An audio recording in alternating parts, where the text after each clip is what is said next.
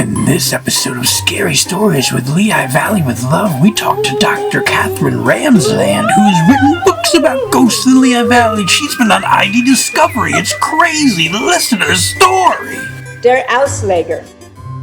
When I collected ghost stories from the area, I ran across one of the most unusual tales I'd ever heard.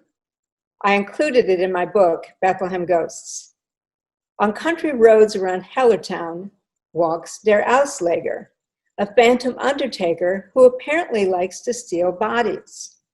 This story derives from the 19th century, just as the first undertaking businesses appeared. Townspeople looked to carpenters and furniture makers for assistance with burials because they already made the coffins.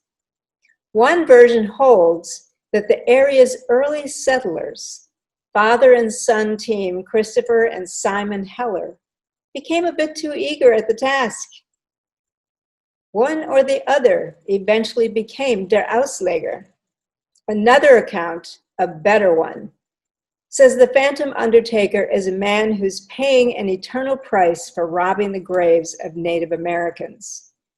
Reportedly, he drives a pair of run-down gray steeds as he searches for corpses. No one knows what he did with the bodies once he had them. He's been seen on the loneliest of roads between Phillipsburg and Hellertown, and at points further south.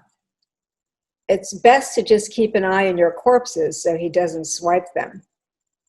So Der Ausleger roamed around the countryside looking for places where someone had died so he could assist with washing the body, digging the grave, and driving the death wagon.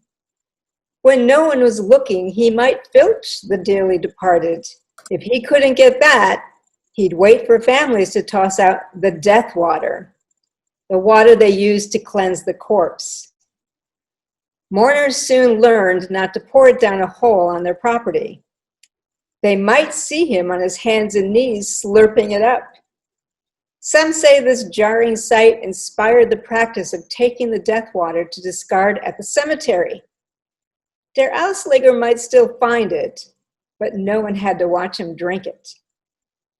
We don't have many tales, but one time, a living undertaker was traveling along Springtown Road in his horse-drawn hearse. He had to deliver a body. He'd heard about Der Ausleger's weird habits, but he dismissed the tales. The evening grew dark. He urged his horses to trot a little faster. The wind kicked up. Suddenly, a figure in his own horse-drawn wagon pulled up beside him and seemed to want to come aboard. The living guy whipped his team into a gallop, but he couldn't lose the fiend. It drew up even again and pointed at the body. They raced together along the road, the living undertaker and the dead. Finally, Der Ausleger lost ground. The undertaker looked back and saw only a dark road.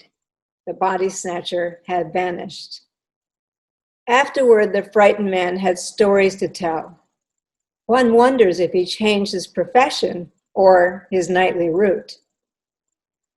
At times, Der Ausleger was seen robbing a grave. He might even show up before an ailing person had even died. Apparently, he cared nothing for protocol.